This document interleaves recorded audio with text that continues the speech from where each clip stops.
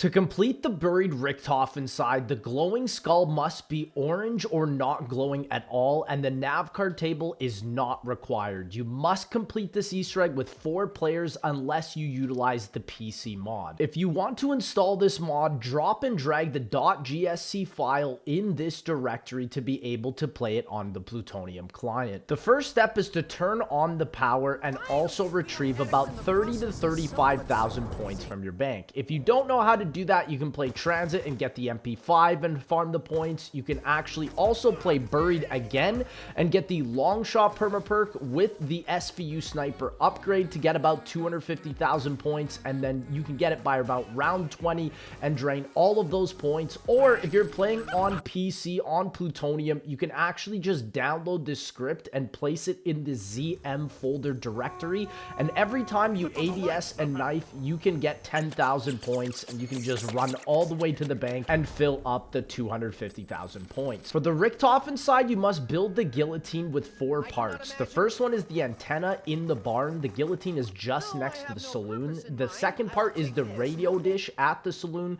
The third part is the thread spool at the Mule Kick building, and the fourth spot is the crystal at the Lunger Mines next to Quick Revive. Once you have all 4 built, you're going to need to grab the Galva Knuckles from the chalk, the Paralyzer from the box, and also the Time Bomb. You can give Leroy candy to lock the box in place, and then also for Richtofen side, you must have Vulturade. Juggernog, Quick Revive, and Stamina Up are definitely recommended. Then you must charge 4 orbs with your Paralyzer. The first one is outside of the Vulturade Church. The second one is outside of the Saloon. Wait until you hear a ding.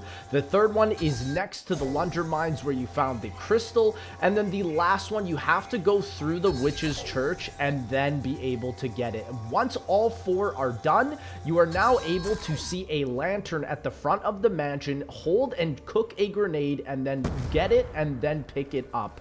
Once you have picked it up, you now need to get 10 witches kills inside of the mansion with the lantern. Once you can't hear the dinging noise, that means you've completed it. You must go to this area next to the top of the Saloon and you will get a code with 3 lines. This will tell you which sign you must hit in the mines area. So for my game, it was the ground, consumption, and then bone. You don't have to hit them in any order, but you do need to have the Galva Knuckles to be able to hit these signs. Once you have hit all 3 of these signs, a Wisp is going to spawn in that you will only be able to see with Vulturade. So make sure at this point you have Vulturade, and essentially you're going to want a lightweight weapon like the MP5 or just something like a pistol to be able to run around fast. I would honestly recommend Stamina Up for the step. And once you hit the third one, the Wisp will spawn and you have to look at it through the map to be able to find where it's going to go, and then click the activate button on it. Again, the Paralyzer is really nice for this step because you're able to find each and every single area. Without Vulturade, you literally cannot find where this Wisp is going to be, and it is pretty much impossible. Once it reaches the Guillotine, make sure to click F and then a light will appear. You now need to get 5 glowing hand zombies on this area and get them to be killed. Once you have killed them, now you're going to need to have the Time Bomb because you're going to go to round infinity and try and find a switch on a body. The first location is right next to the Guillotine. The second one is very close by too. Third one is at the bottom of the Saloon stairs. Fourth one is next to this door. The fifth one is just over at this area. You're going to need Leroy to get drunk and break that area. The 6th location is right next to this house. The 7th location is just in front of the Leroy jail cell. The 8th location is just in front of the mystery box spawn. The 9th location is just in front of the candy shop, just to the left of the entrance. The 10th one is onto this rock next to this wheelbarrow. The 11th location is going to be right in front of the orb. The 12th location is going to be inside of the Vulturade Church, and the 13th location is going to be on a rock in front of the mansion entrance. Once you know each and every single one of these locations, place the Time Bomb on the Guillotine. If you miss, you have to get a max ammo by Leroy changing the power-ups at the bank. You can learn to figure that out yourself, and then also search for these bodies. Make sure you check every single area. Once you actually find find the switch though, nothing is going to happen, so just make sure that you run away from the zombies, as you cannot take out these zombies. Nothing in this map does infinite amounts of damage, so just make sure you're using your paralyzer to run away. That is what it's going to look like once you find the switch, and then build the switch onto the guillotine. Now for this next step, it's trial and error, and you have to flip 4 switches in the maze. They could be in any of those 6 patterns in a random order, and it's going to be either red, green, yellow, blue, blue, yellow, green, red. It doesn't matter, but essentially if you find that no sparks happen when you flip a order, make sure you denote what order you flip these in.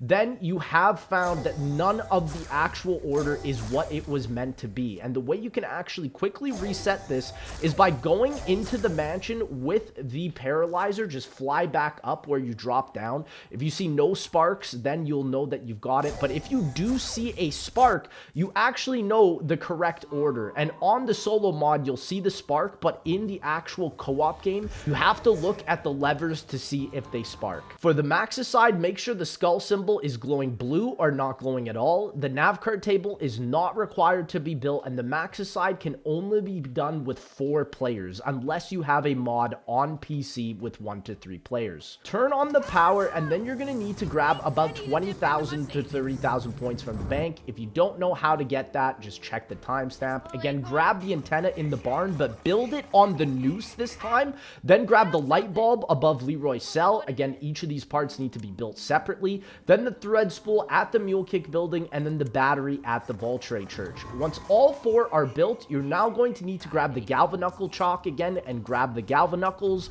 grab the paralyzer, and then also grab the time bomb.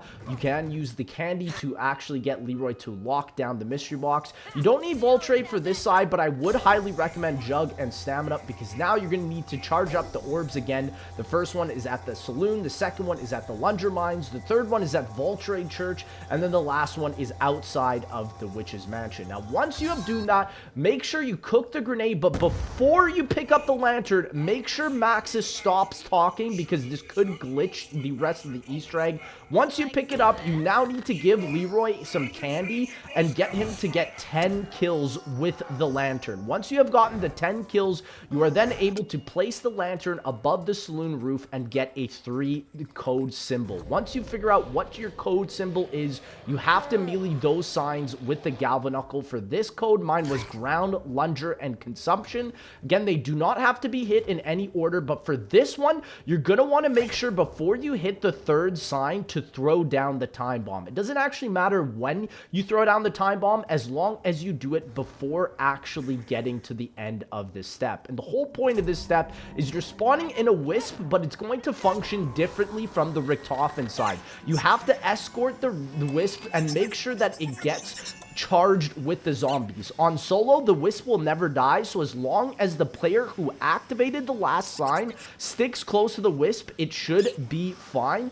And on co-op, I would recommend having 1 player have 2 zombies at the barn where I just passed through there, and then a second player having 3 zombies at the saloon just under here to make sure that the Wisp survives. Once the Wisp reaches the Noose, click the time bomb and reset and repeat this step again. Hit all 3 signs and get all of the zombies to follow through, and you have completed this step. For the next step on solo, I would recommend getting the trample steam. You can get Leroy to build it if you build 1 part and get some candy and place it exactly how I do at this mansion here to be able to quickly leave the mansion and come back into the map. You're going to want to have 1 player here sit at the mansion and look at this lever board to call out where the other 3 players need to go. 1 player should be at the mansion, 1 player should be at the courthouse, 1 player should be at the barn, and 1 player should be at the candy shop. You can use this trample steam like this to come back into the map once you know which symbol to hit. The first bell you're going to find at the candy shop there, the second on this table, and then the third one that corresponds with the electric board on this chair. The 4th one you're going to find at the top of the barn right next to the wheel, the 5th one on this hay bale, and then the 6th one on the opposite side, all in the barn. The 7th bell you're going to have to find at the courthouse on this little stool. The 8th one will be right at the top right there, and then the 9th one will be on the table. Once you have clicked all of these 9 lights, you are now able to start the Sharpshooter Step for both sides of the Easter egg. Have one player stand at the Saloon, have one player also stand at this candy shop, have another player stand at Juggernog, and lastly have one player stand at the house. Make sure you give Leroy candy to pick up and hold a crawler during this step, and if you have completed and shot each of these targets without missing even one, then you will be able to complete the Easter egg on either side. I would highly recommend getting the PDW and you have beaten the buried Easter egg.